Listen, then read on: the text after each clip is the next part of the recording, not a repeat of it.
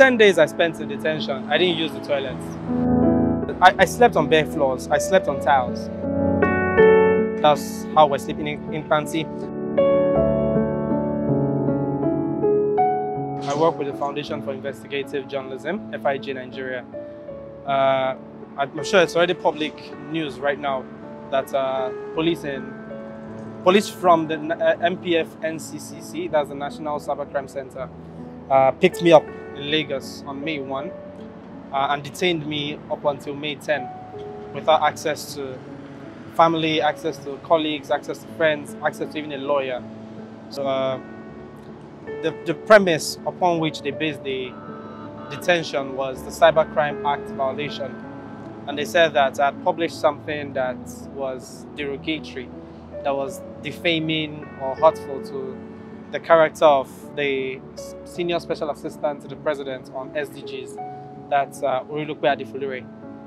Yeah, so the story I published was published on the FIJ website on November 7, 2023, and it details how the OSSAP SDGs office paid 147 million naira to Enseno Global Ventures, a restaurant that also has hotel facilities, for the construction of 6 blocks of classrooms and a skill acquisition center in Ajiromi Primary School, Surulere.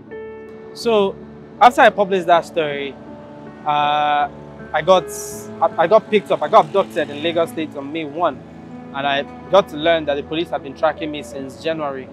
No invitation, no calls, no opportunity to come offer help to the investigation. I was just taken, locked up. I didn't hear anything until May 5 when they showed me the petition that was written against me. For the 10 days I spent in detention, I didn't use the toilets. So I held my bowel for 10 complete days. I slept on bare floors. I slept on tiles. That's how we're sleeping in Panti. So the first 2 nights, I tried to find somewhere conducive, because all through that area we are stepping on it all through the day on bare feet. So every dirt you're picking up is coming back in. So the first night I struggled to sleep because there was this bright light in the cell pointing towards a specific location, and that was the only area available. Everyone else had taken up a spot. And I remember trying to fall asleep and someone waking me up and saying, "Hey, you're on my spot." I was like, oh my gosh, I needed to change my sleeping position. And I struggled to sleep in new places. It was very crazy because when I got in there, it took me a long time. I think it was close to midnight before I fell asleep the first day. But for the first 2 days, I wasn't eating because I didn't know what was going on. I just couldn't hold anything down. I didn't have the appetite.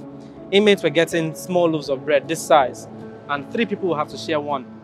Sometimes they'll bring 1 mold of semo the size of a tennis ball and have 2 people share it to something that looks like soup. I won't call it soup, it just looks like soup. So that was how it was going on. So and I went to the toilets were pit toilets, very unhygienic. Inmates would clean it themselves, but you could see that the conditions were very poor. So I couldn't use the toilets. All I could do was urinate and come out. I wore the same piece of clothing for a number of days until I got to Abuja. Then they brought me my family brought some pairs of clothes. The original plan was to take me to Abuja on Monday, but these people began to panic. And I would later learn that journalists were planning to come to Panti on Sunday, so they decided that no, it was risky. One of them told me on Sunday morning that they had decided that it was too risky to keep me in Abuja. So at about 4:46 a.m., I was awoken from my sleep. Daniel Ojukwu showed up. When I got to the counter, it was like, okay, we're taking you to Abuja. And I asked why. They said it was already too risky for us to keep you here. You're going to Abuja this morning. I said, you're supposed to be here tomorrow. And they said, we moved up the timeline. So that's how I ended up in Abuja. And then when I arrived, I got to the MPF NCCC building and they showed me the petition. I said, oh, this is what you're asking me out. This is why you arrested me. You could have sent me an invitation. You could have let me know. Before I got to know that some of them did not even know why I was arrested. They were picking up people who had committed fraud all over the country. They were picking up people who were involved in Yahoo. And they thought I was one of the people involved in Yahoo.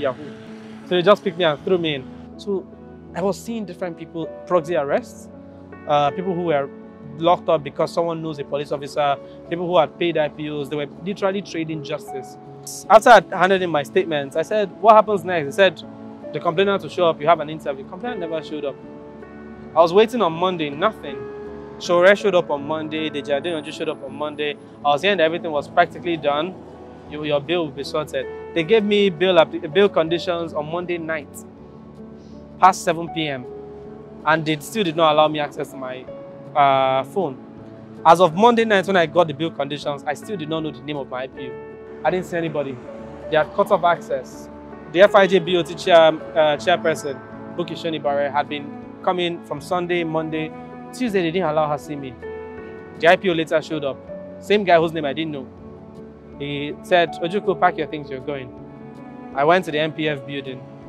Nothing happened. I waited until Wednesday when I saw my friends and family, and then they said somebody powerful above said, you can't go.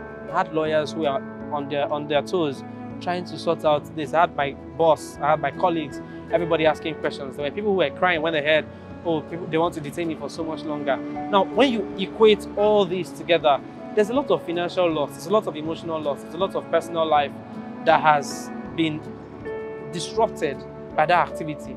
Now, how do we reclaim this back?